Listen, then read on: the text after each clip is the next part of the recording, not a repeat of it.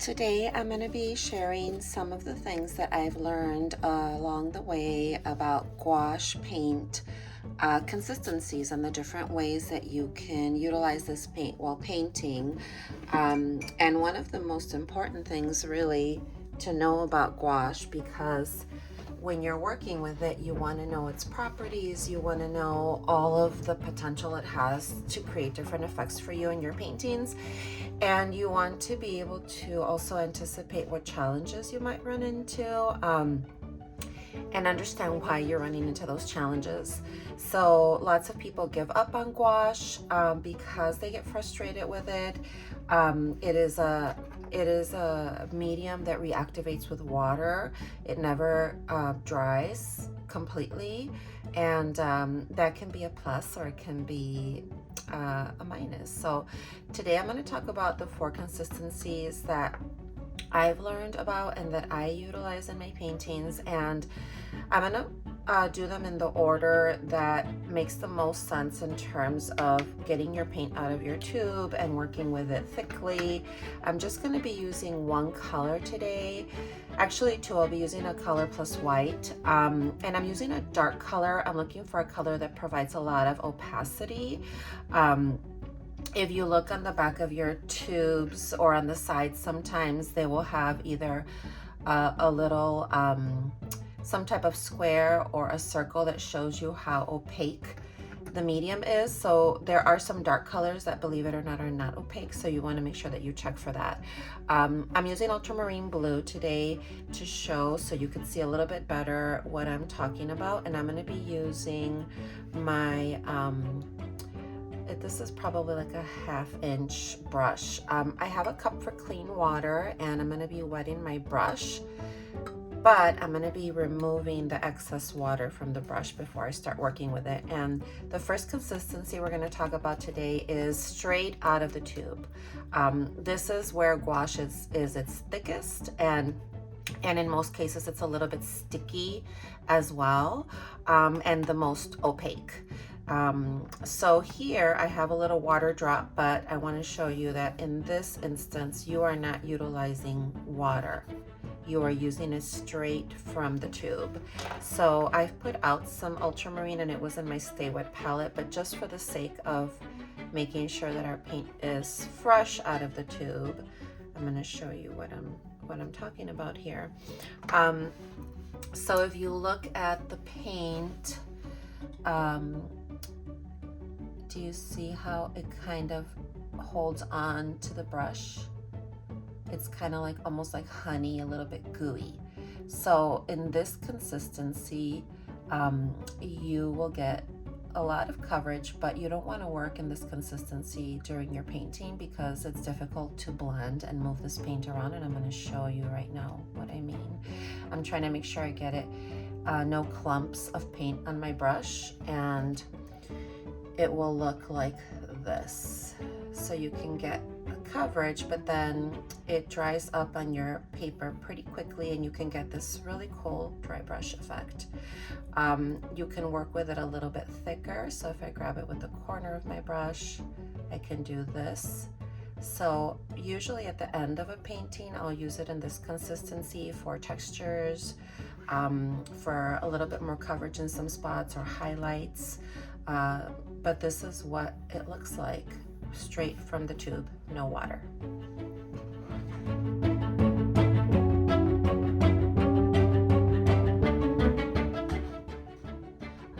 Okay, now we are going to move to number 2, which is paint that is still thick, but it's creamy. It moves around a little bit more, and it is a good consistency for painting throughout most of your painting, blending, and creating layers. This consistency is also very opaque, and many artists and art instructors that I've taken classes with will refer to this as the sweet spot for gouache, and I understand why, because it really is where gouache is the most flexible in terms of you moving it around and doing different things with it. And here you're going to be adding a little bit of water to it now. So what I like to do is I like to dip my whole brush in the water and just kind of take off any little drops that get on there. And I'll grab some of my paint and I will mix it in. I'm not getting more water, I'm just using the same water I have here. And if you see, this can move around more. It's not sticky anymore. And this will also provide me with a lot of coverage and blendability. So let me show you what that looks like on my paper. And you can blend really nicely. You can get some nice gradients with this. And if you keep painting with it, when you run out of paint, you can get that dry brush effect at the end. You just want to make sure you don't have any clumps of it. You want to move it around. But if you see, it's pretty opaque here and it moves around. If it dries a little bit, you can come back in with your brush that has a little bit of the moisture in it, and it reblends. And if I wanted to add another color to this, let's say I want to have a gradient and do like a sky, and I have the really dark blue on top, and I want to transition to a lighter blue. I'll grab some white, mix it into my paint. This white was sitting in here overnight, so it's not as creamy as the blue. But you grab some of the white, you put it into the bottom of this layer, you kind of go back and forth. If you notice your brush starts to drag a little, you can dip the corner of your brush into a little bit of water and go back into your paint, pick up more paint, and then you'll be able to move it around. When you get a harsh line like this, what you want to do is clean your brush off, get all the water off. I like to rub it up against the sides of my cup like this and really press the bottom of the bristles into that so I get all the paint off. And then I always dry off the excess water on my towel, and then I'll go back in there, and because there's a little bit of moisture in there, I'll be able to blend it a little bit up into the blue. And then if I even wanted to add a little more of the white underneath, I could do the same thing. So this is the sweet spot for gouache.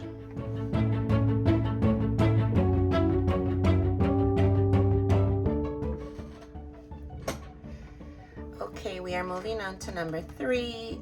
We're talking about gouache consistency, and this is a very thin layer. It's fluid, but it's still semi-opaque. It could be considered semi-transparent as well.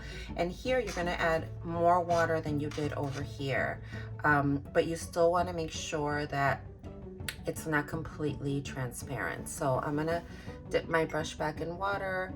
I'm gonna get some water and put it in there, and I'm gonna get a little bit more because I want more than what I had before. And if you notice, now my gouache is moving around a lot more, but it's still semi opaque. So it's covering the palette paper, but if you thin it out a little bit, you can see through the paper. So if I use that consistency over here, I've used a lot more water now. Do you see how it moves around? And I can do some nice gradients with this too. This is a nice consistency to use when you want to maybe block in your values and get an idea of where everything's going to be in your painting, or just when you want a thinner layer than this, and you would use this under that. I'll talk a little bit more about the layering in another video. I'm going to grab a little more water, a little bit more paint, and you can see that you could kind of see through the paper a little bit, but it's still giving you some coverage. So this is semi-opaque, thin and fluid, but not like super watery. The next one will be our last consistency. All right, finally we have our watery and most fluid state for gouache, and it's transparent. It really acts like a watercolor. And so here you're going to add a lot more water to your paint, and you're gonna get it nice and thinned out. And if you see that, you see it's like pretty watery. And you can use gouache like a watercolor. So this looks very much like a watercolor. It doesn't settle in the same way as a watercolor because the pigment is really finely ground and there's a lot more pigment in gouache than there is in watercolor. But you see here we can see through it. We can see the paper underneath. We could go a little bit darker if we want, but you don't really have the opacity here anymore. Here you use a lot of water. This is a really nice consistency for your first layers. I use it a lot for my skies, water, or even just to tone your paper and get a really nice wash underneath, a colored wash underneath your painting. Something I'd like to say about gouache consistencies to keep in mind as you're working with it is because it reactivates with water, you want to be really careful when you are layering, and knowing the different consistencies will help you know how to layer, because even though I went 1, 2, 3, 4, when I'm painting, I work the reverse. So when I'm painting the most fluid and watery, transparent gouache will be my first layer, and I usually let that dry. And then after that, I'll use it a slightly more opaque consistency, but it's still not thick. It's still thin.